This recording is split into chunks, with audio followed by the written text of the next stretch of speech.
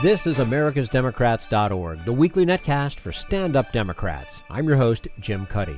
Historian Ron Formisano explains what plutocracy is and how we are currently governed by it. Constitutional expert Garrett Epps reviews voting rights and the missing voice of Congress in foreign policy. And Bill Press talks with Ohio Senator Sherrod Brown about the Trans-Pacific Partnership. Are you tired of Tea Party Republicans and Rush Limbaugh dominating the airwaves? Do you want the facts you won't get on Fox or even on CNN? Then stay tuned. Our sponsor, 21st Century Democrats, works hard to get everyday Democrats involved in returning our party to its roots and to success at the ballot box. Sit back and listen, then stand up and fight. And follow 21st Century Democrats on Facebook for all the latest progressive news. We're glad you can join us.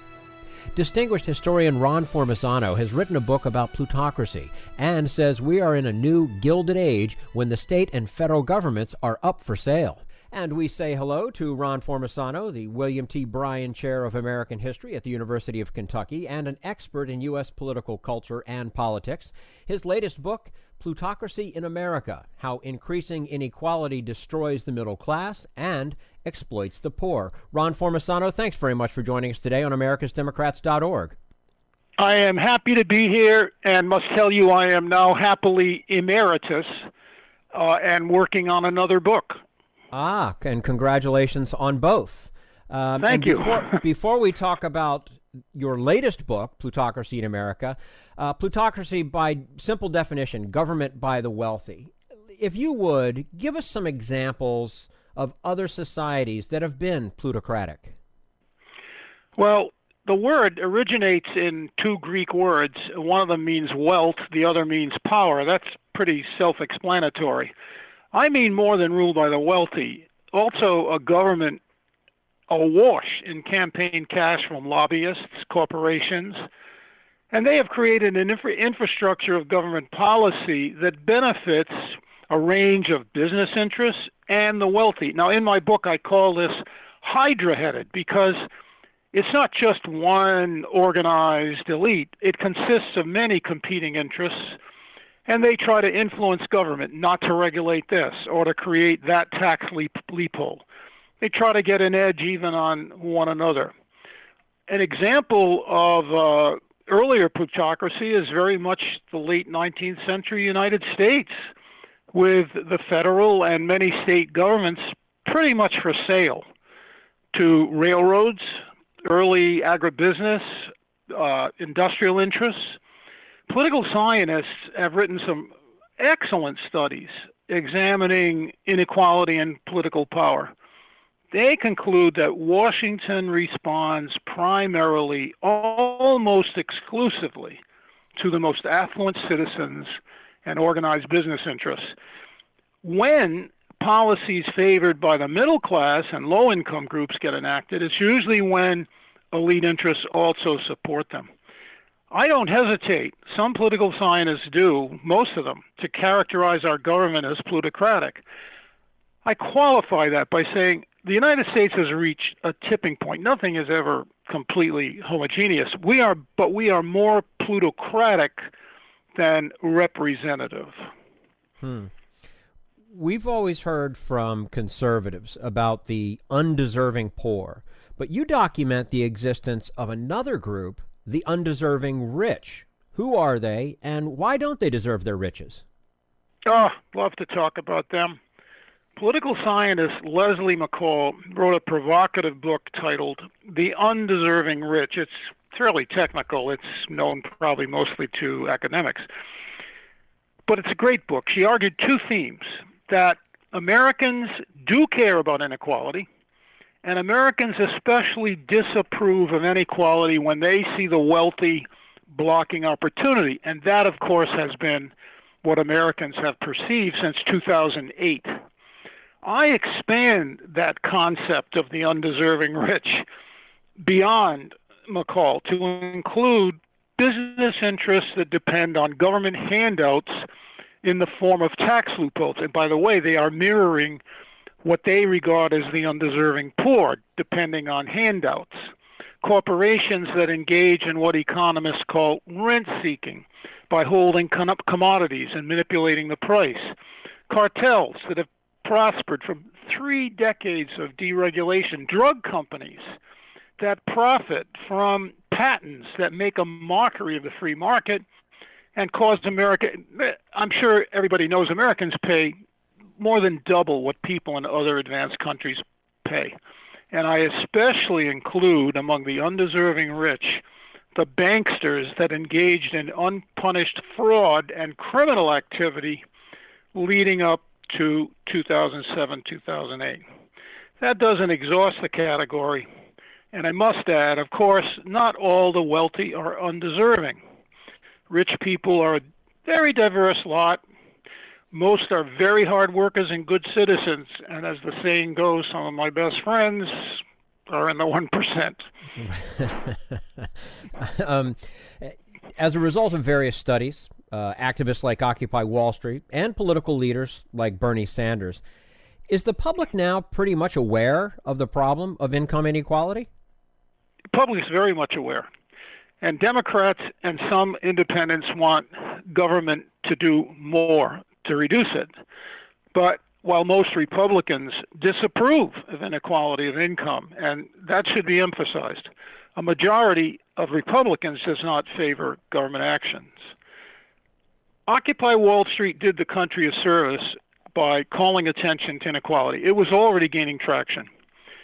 President Obama has increasingly called attention to it and tried by executive order in small steps to create more fairness. Pope Francis has really been out front, and several international organizations have called attention to it.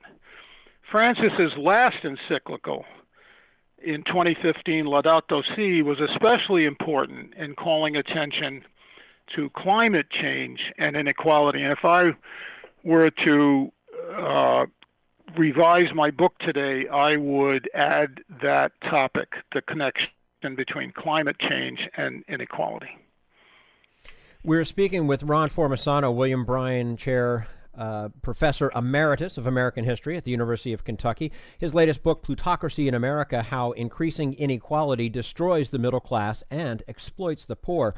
Ron, you argue that the problem we face is not just a disparity in wealth, but in social mobility and quality of life issues as well. What are some of the linkages there? Before I answer that, going back to the last question about public awareness increasing, unfortunately, it doesn't matter to Congress. My book, Plutocracy in America, discusses a wide range of issues showing that public opinion doesn't matter to the Congress. And our founders, and I show this in my book, our founders really thought, so many statements by George Washington, James Madison, others, that public opinion would always act as an influence on the government. That's not happening. Okay, what about social mobility and quality of life? Most Americans still believe this is the land of Horatio Alger and opportunity. I'm sorry, Horatio Alger's dead.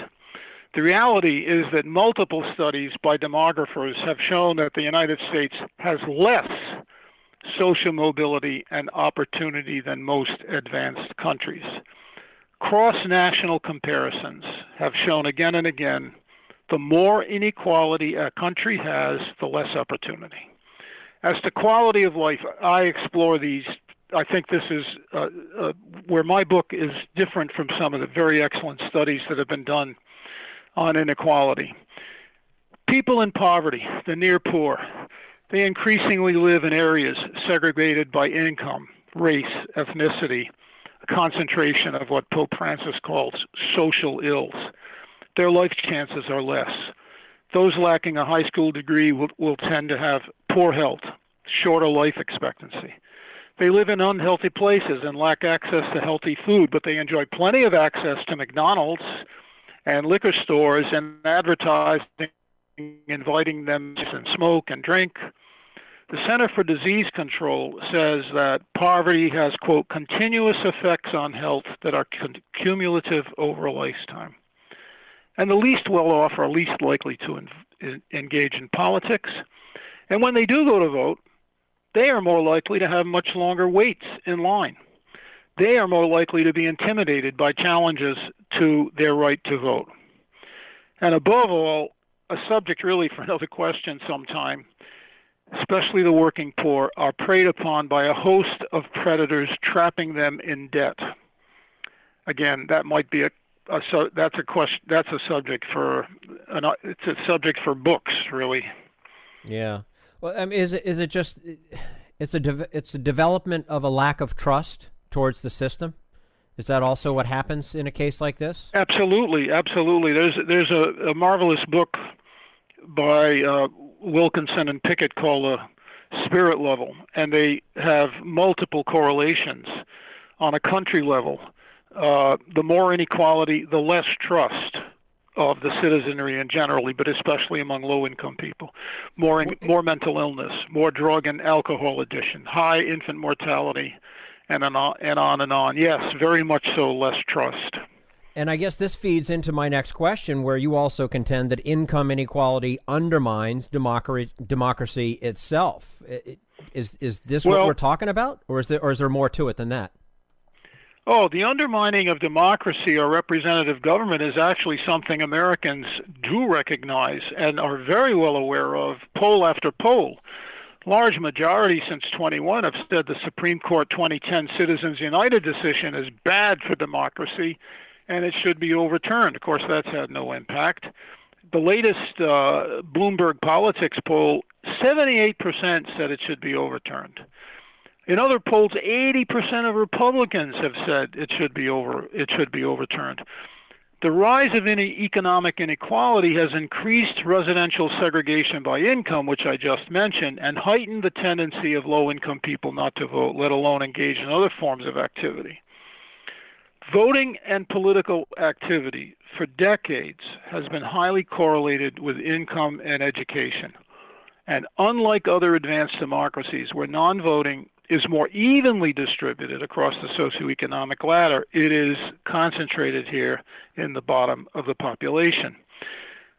The war on unions and their decline has had a similar effect, undermining democracy, along with the decline of civil organizations being replaced by elite professional groups that tend to concentrate on their particular issue rather than the general welfare. Why is that? Because unions organize people to vote.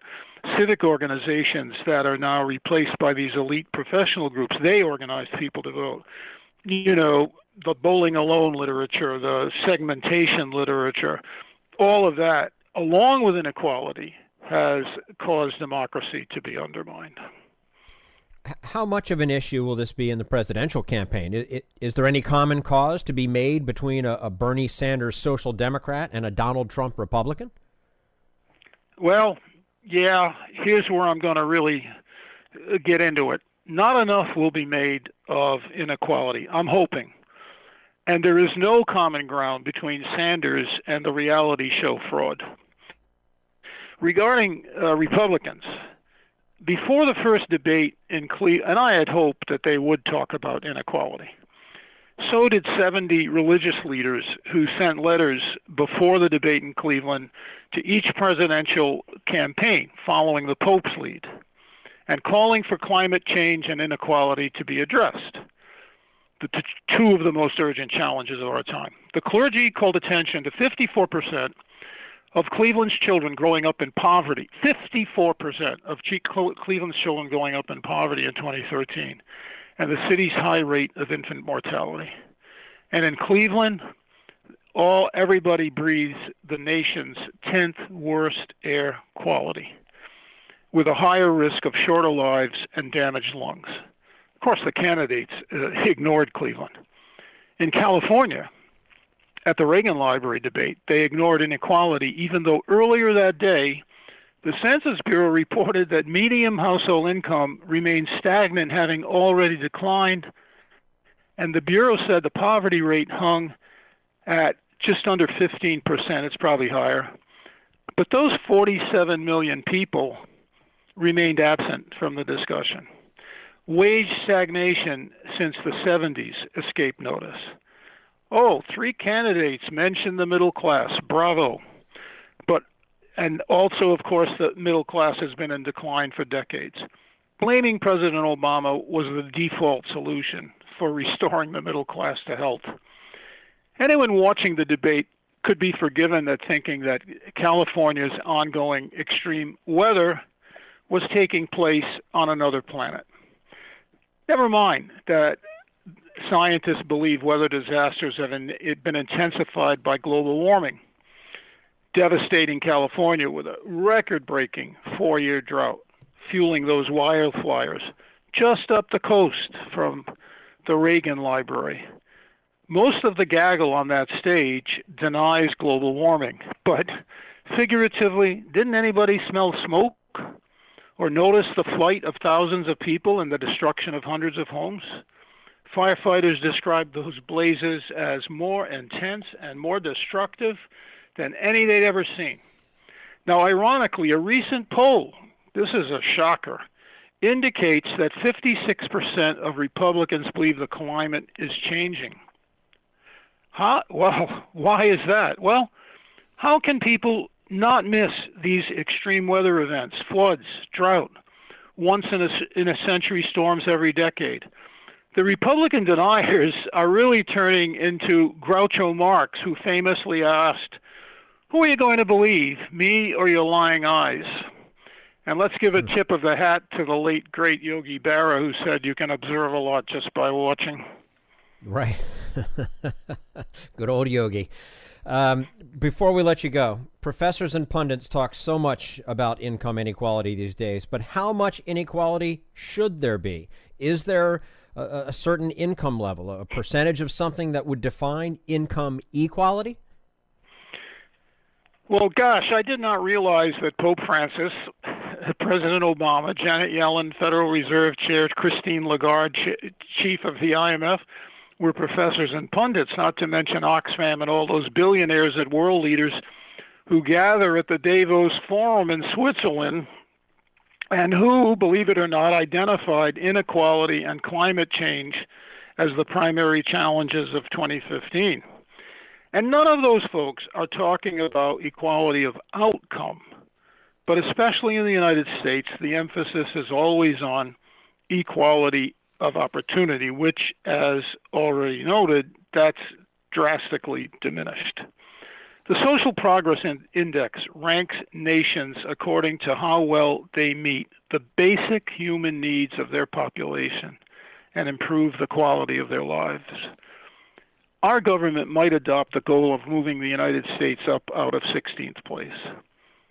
And for starters, the United States could revise a way of defining people in poverty created in 1963, and that by an official who regarded that definition as temporary and insufficient.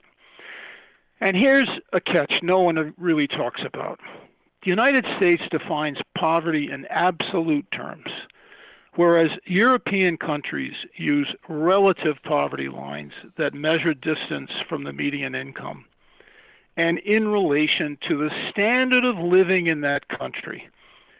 So an expanded and more universal safety net with programs more like Social Security, and which Obamacare perhaps is heading toward, can reduce poverty and can promote economic growth. If I got another minute on this one? Absolutely. Yeah, in relation to the who is poor is a moving target. There have been studies showing that as many as 40% of the American population at one time in their lives will be poverty-stricken or near poor. And many, many people who are counted as poverty within a year move out of it. So who is poor is a moving target. Of course, there are many that stay poor, and they stay poor for a long time. And in relation to this, to defining poverty in relative terms, in terms of the median income and the standard of living in that country, you have to go back to 1962, when even then conservatives were saying, well, the poor have refrigerators. And now they talk, the conservative think tanks talk about the hidden prosperity of the poor. Give me a break. Michael Harrington said it beautifully in 1962. He said, the poor in this country, they're not poor in India. They're not poor in the 16th century. They're poor here and now in the United States. And that's the way you have to look at this problem. Absolutely. Thanks for letting me add that. Oh, absolutely. No, it's good stuff. Ron Formisano, William Bryan Chair, Professor Emeritus of American History at the University of Kentucky, joining us today to talk U.S. political culture and politics and his latest book, Plutocracy in America, How Increasing Inequality Destroys the Middle Class and Exploits the Poor. Professor, thank you so much for your time with us today. We look forward to having you back again soon. I look forward to it. Thank you. You're quite welcome. And this is AmericasDemocrats.org, the weekly netcast for stand-up Democrats.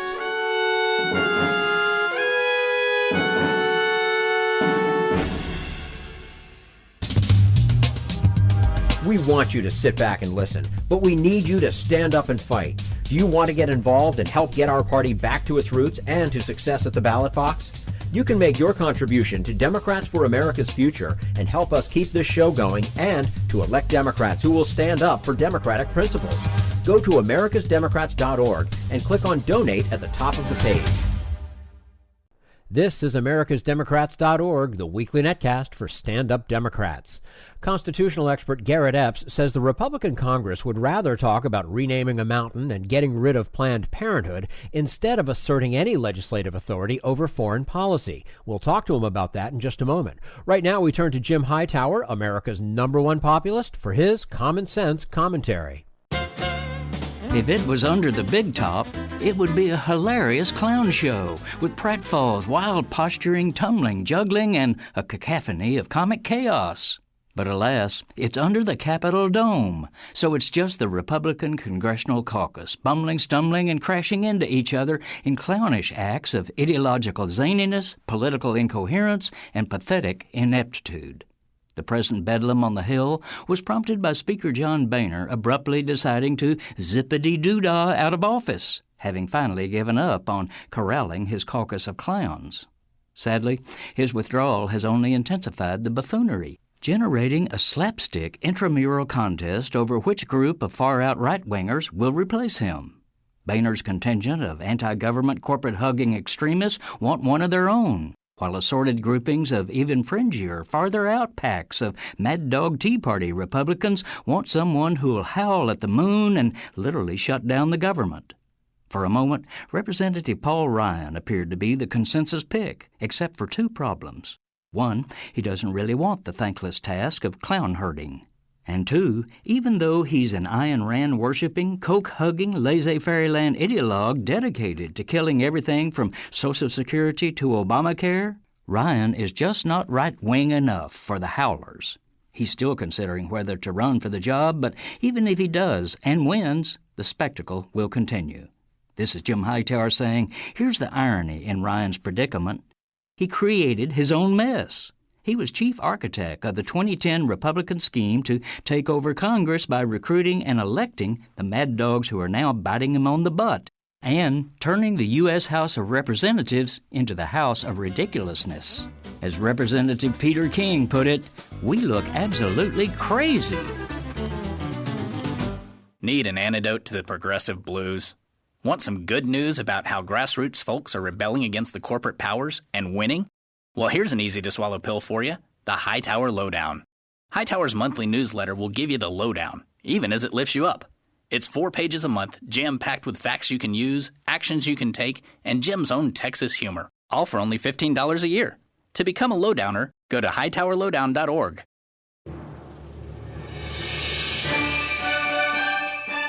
This is americasdemocrats.org, the weekly netcast for stand-up Democrats. Garrett Epps teaches law, and he says Republicans are now committed to suppressing the vote and ignoring the congressional role in national security. And we say hello to Garrett Epps, legal scholar, novelist, journalist, and professor of law and creative writing at the University of Baltimore. Also, Supreme Court correspondent for The Atlantic Online. Garrett Epps, thank you very much for joining us today on americasdemocrats.org. Thanks for having me. Well, it's very nice to speak with you. You know, we've been celebrating the 50th anniversary of the Voting Rights Act, but the Supreme Court struck down the critical enforcement provisions and gerrymandering, diluting minority voting power. So how do we gain full voting rights in this day and age? Well, it is crucial that people demand of Congress that they come up with new provisions that will bring Section 5, that is the preclearance section, back online, because the Supreme Court did not say that we couldn't have Section 5. They simply said that it needed to be the formula for coverage, what communities are covered by it, needed to be redone. Obviously, they did this pretty secure in the knowledge that the current Congress is not going to support this. And let me point out that through its 50-year history until now, the Voting Rights Act has been overwhelmingly supported by both parties. And when it was adopted under George W. Bush, it was done virtually unanimously in both houses by members of the Republican and the Democratic Party. Now, the atmosphere in politics has changed. Toward the end of the Bush period, the Republican Party committed itself to vote suppression. And we have seen the passage of these deceitful voter ID laws that are really designed to make the electorate whiter, to make the electorate older, to make the electorate richer, and to preserve the Republicans for a few election cycles from the demographic earthquake that is coming their way. We have to insist that Congress do its job and adopt a coverage formula for the Voting Rights Act that will allow the Justice Department to review changes in the districts with the history of discrimination. There are bills pending before Congress. So far, the leadership has refused even to give them a hearing. They need to hear from us.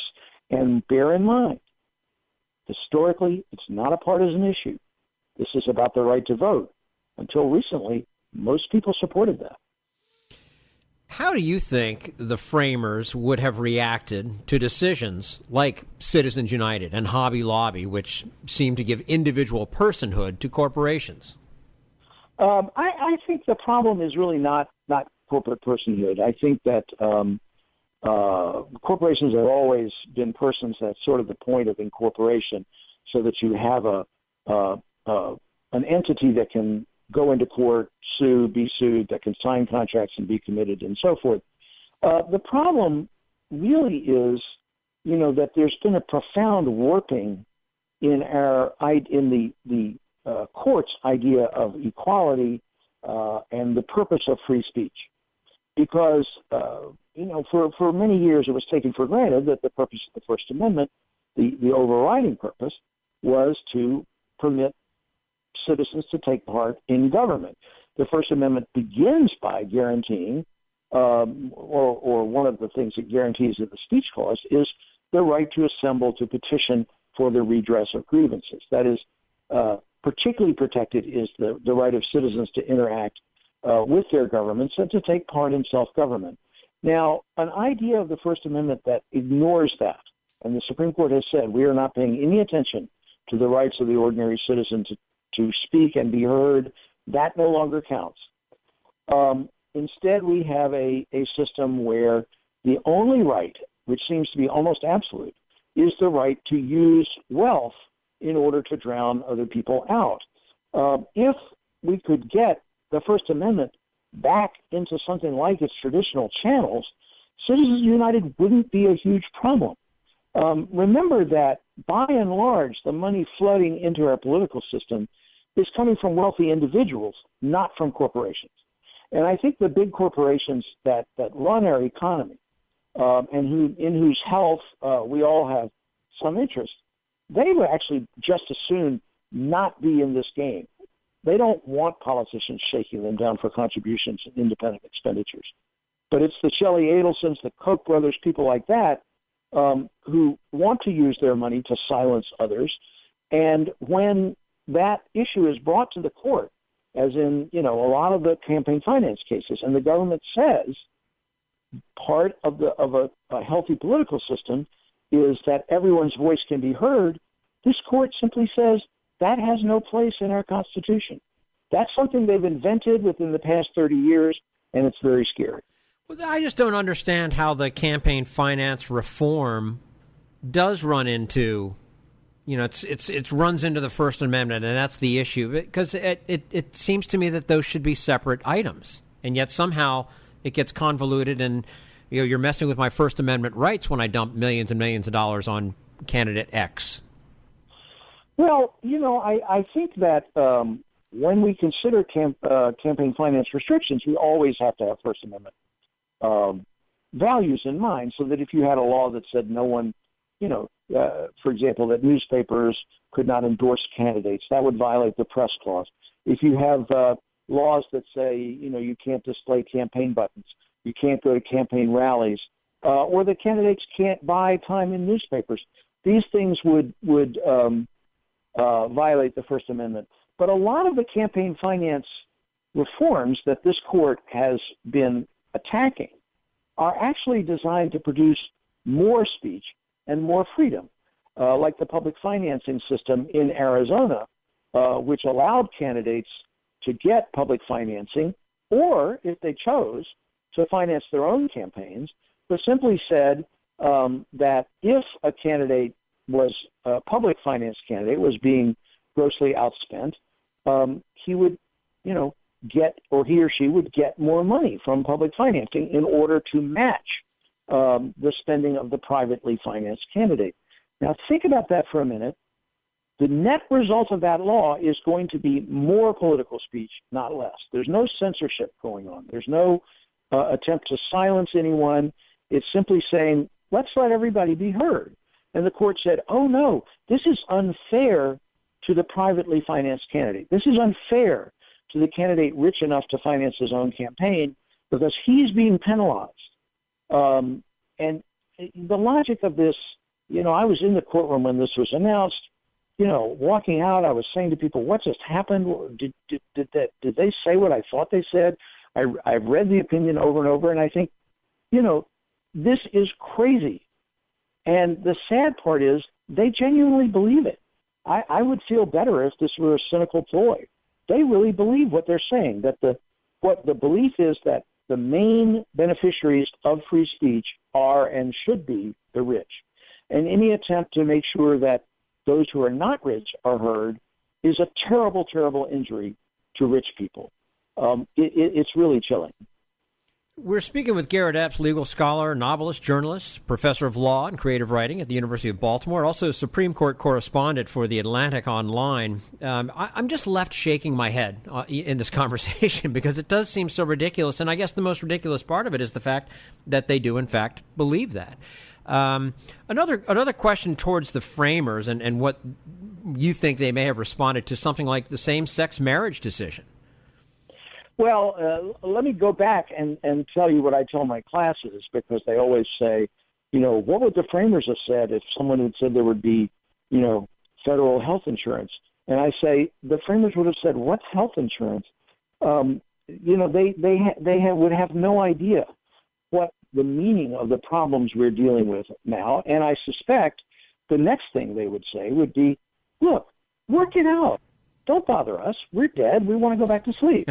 And I think, remember that in the same-sex marriage context, we are dealing with a decision reached under the 14th Amendment's due process and equal protection clauses.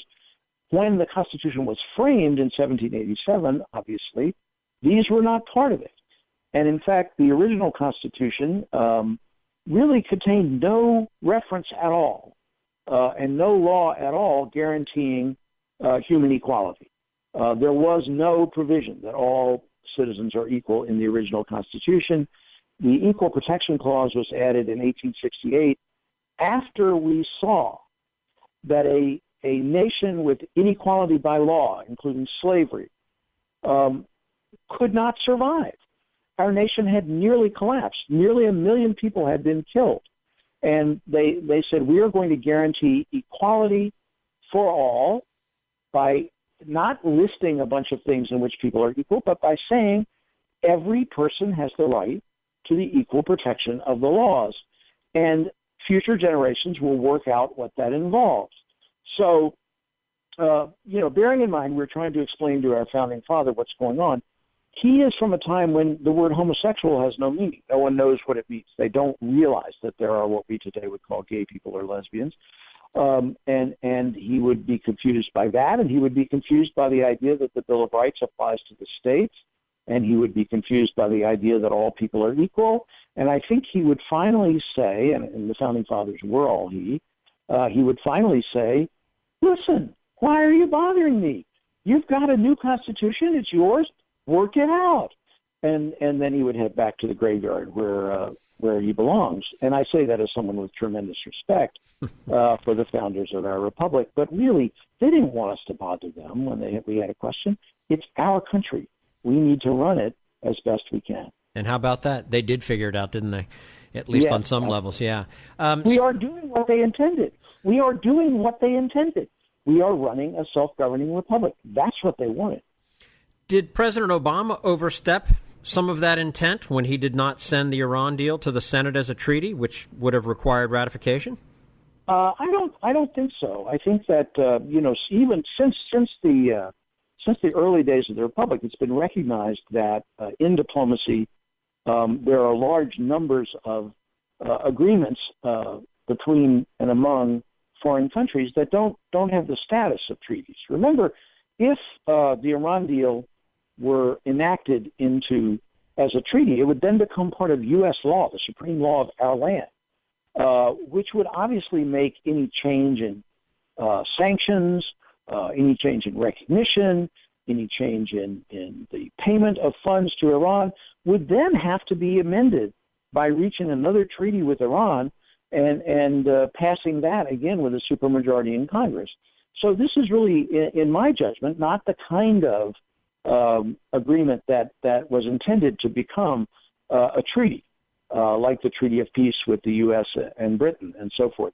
The framers, I think, really did want to have a president who could carry on diplomacy and guarantee as best as he could national security without having to ask Congress for constant approval. It was only really the most important landmark agreements that involved the U.S. and its internal life that they saw as treaties that needed to be approved by the Article I procedures. Mm-hmm. Something like this, you want it to be a more fluid document, if you will. Absolutely, because 6 months from now, if Iran is breaking the deal, you want the president to be able to suspend and say, or we're varying the sanctions or various things that are allowed. And if you've enacted the thing into the statute books, you could potentially be in a world of hurt. What do you think about the president waging war against ISIS without a congressional authorization? Is this a case of the Republican majority, which opposes him on everything else, being afraid to take ownership of the outcome? Well, it's fascinating to live at a time when people think there is a constitutional crisis if the president allows the original name of Denali to be used, but don't think it's a crisis that we have been involved, really in what is a world war for a year without Congress taking any steps to debate, authorize, or limit it. Now, I don't want to engage in false equivalence here because the administration did formally submit a request for authorization to fight the war. Congress has yet to take that up after 365 days. Senator Tim Kaine, who really is a very serious figure in this area and has studied this issue a great deal, said recently that he wasn't sure that either the Senate Foreign Relations Committee or the Senate itself had spent more than an hour and a half in the past year studying the question of authorization of the war against the Islamic State. Now, that is shocking. That is a shocking abdication of constitutional duty by Congress. The president insists that he can continue the war under the 2001 authorization that was passed after 9/11. That's a pretty slender read, but I don't know how you run a constitutional system when Congress won't give a president an up and down vote on a matter of life and death, right? In other words, if they wanted to say, Obama wants to do this and we hate Obama, so they vote against authorization, I would say, okay, I may disagree, but the president has to bring the troops home. But to say, we're not going to give you a vote And it reminds me of some discussion that went on before the Syria initiative was resolved. Secretary of State Kerry was in front of the Senate Foreign Relations Committee, and Senator Paul said, will you commit here today that if we don't approve a resolution, you will withdraw the troops? And Senator Kaine spoke up and he said, Senator Paul, I have a statement here from you saying that you may filibuster to block an authorization. And he says, it takes a lot of nerve for you to say, I'm going to prevent you from getting a vote, and I want you to withdraw the troops when I do that. And that is precisely the attitude we're getting out of Congress. This Congress, they won't do the most basic things. This is a matter of national security. They need to debate this. And it's much more important to talk about Denali and defunding Planned Parenthood. It's really a disgusting spectacle.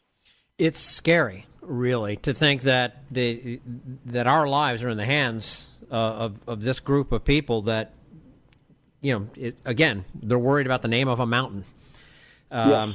as opposed to some other mountains that are a heck of a lot bigger to climb right now. Absolutely, absolutely. Okay, Garrett Epps, again, journalist, professor of law and creative writing at the University of Baltimore, Supreme Court correspondent for the Atlantic Online, joining us today on americasdemocrats.org. Garrett, thank you again for your time with us today. We very much appreciate it and look forward to doing it again soon. I enjoyed it. Thank you very much. And this is americasdemocrats.org, the weekly netcast for Stand Up Democrats.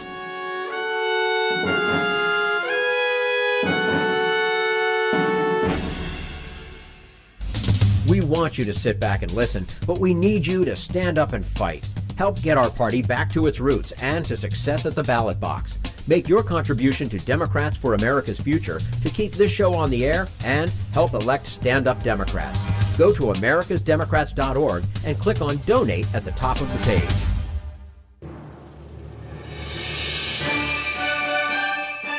This is americasdemocrats.org, the weekly netcast for stand-up Democrats. And now, Bill Press and his guest, Ohio Senator Sherrod Brown.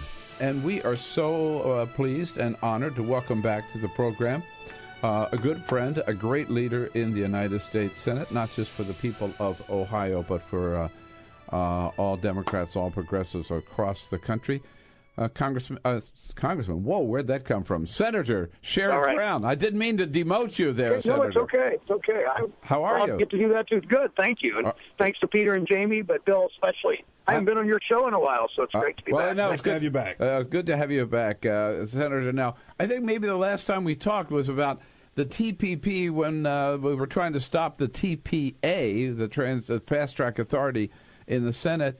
Lost that round. Now the deal has been done. We haven't been able to read the whole deal yet, but what are the chances of stopping the TPP in its full form, do you think, Senator? Well, I think I think we've certainly delayed it. I don't know that because of all the controversy. We think we fixed some of the tobacco language that was just terrible for public health in the developing world.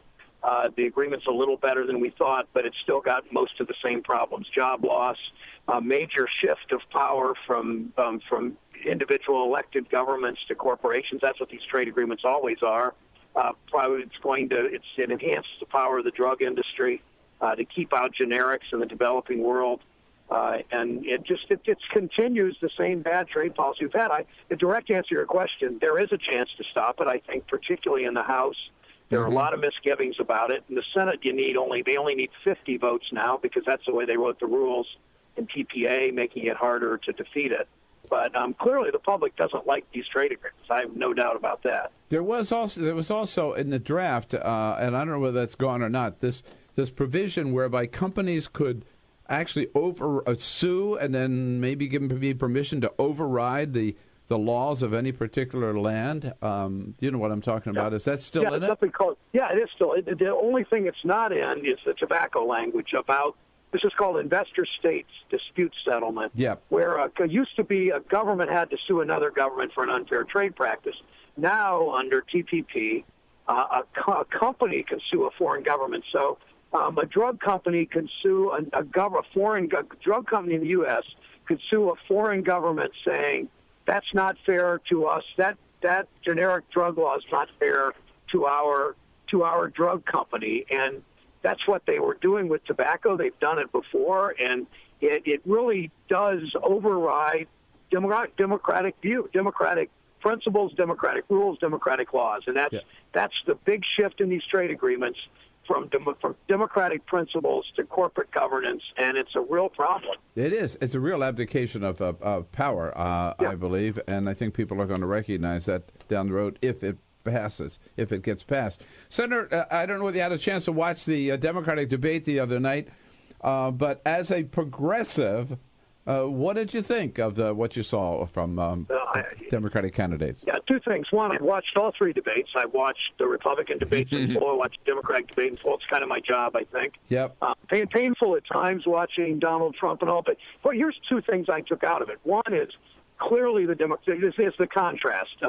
First, in terms of the Democrats, clearly the party for the little guy, the party that looks out for women, that looks out for lower income, that looks out for people with less privilege.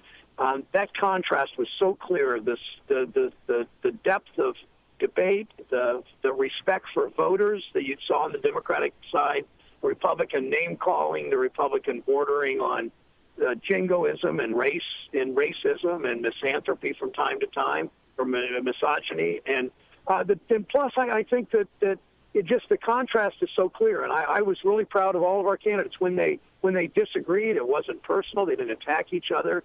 They disagreed on substance, which is what it should be. Yeah. Republicans were very different, as you know, and it made me really proud. And I think that's a good harbinger for what happens in 2016.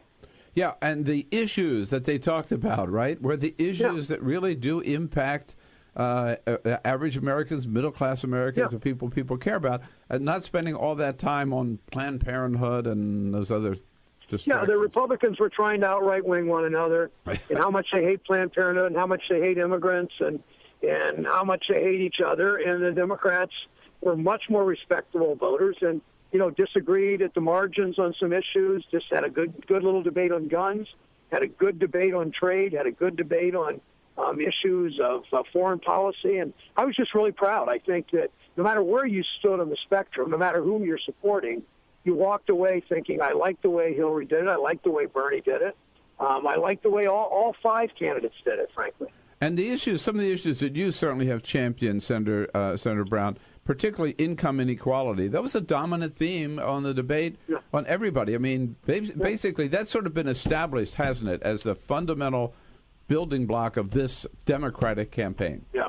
All five of them are not just concerned, not just addressed and concerned about income inequality and wealth inequality. All five of them have a legitimate, real, workable idea of what to do about it. No silver bullet, of course, but moving in the right direction. Republicans, the term income inequality, I don't think even was brought up on the Republican side. Right. They want to do more tax cuts and more of the same kind of trickle-down economics. It really doesn't work. You get a lot of credit for raising that issue, but so does Bernie Sanders. He has really had an impact, hasn't he? Bernie's had an impact, and I think that. I was thrilled that Hillary Clinton said she's a progressive, and I think she is, and I think she's devoted her life to particularly children's issues. And I just was in Dayton, in Columbus yesterday with Broderick Johnson from the White House. On something called My Brother's Keeper. Yes, great program. The focus on young black boys and young black men, and those are the kinds of things that Democrats do that clearly haven't fixed things. Even an African American president hasn't been able to broadly transform things. But there's a real commitment, I think, of the progressives have on these issues of giving children and young people opportunity. We've not very well done it in our country in the last few years for any race, but especially for people of color. And Senator, I know you've got to go soon, but I do have to ask you, have we seen sort of the end of the little presidential bump of John Kasich in Ohio?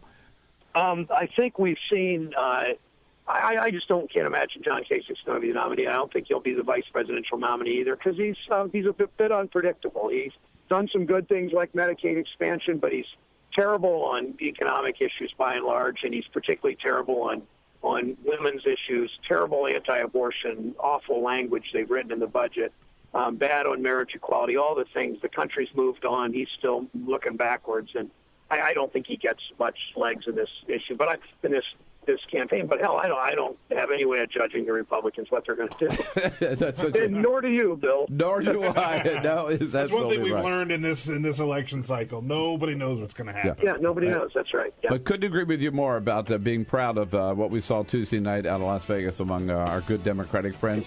It's great to have you with us, Senator, and we'll see you back in studio one of these days. I'd love to. I'll come in. We'll do it for sure. Thanks, All right, Bill. Great. Thanks. Senator Sherrod Brown, great fighter. He and Elizabeth Warren and Bernie Sanders are the real leading progressives. There's some others too, Jeff Merkley out in Oregon, and Sheldon Whitehouse up in Rhode Island, Dick Durbin out of Illinois, but certainly Sherrod Brown's right up there in the front row. Good to have him with us. That's all for americasdemocrats.org. Thank you to all who made today's show possible. Ron Formisano, Garrett Epps, and the entire Bill Press team. And thank you for listening. If you liked what you heard, please get involved in our efforts to keep this show going and to elect Democrats who are bringing the party back to its roots. Go to americasdemocrats.org and click on Donate at the top of the page. And be sure to find 21st Century Democrats on Facebook. For americasdemocrats.org, I'm your host, Jim Cuddy.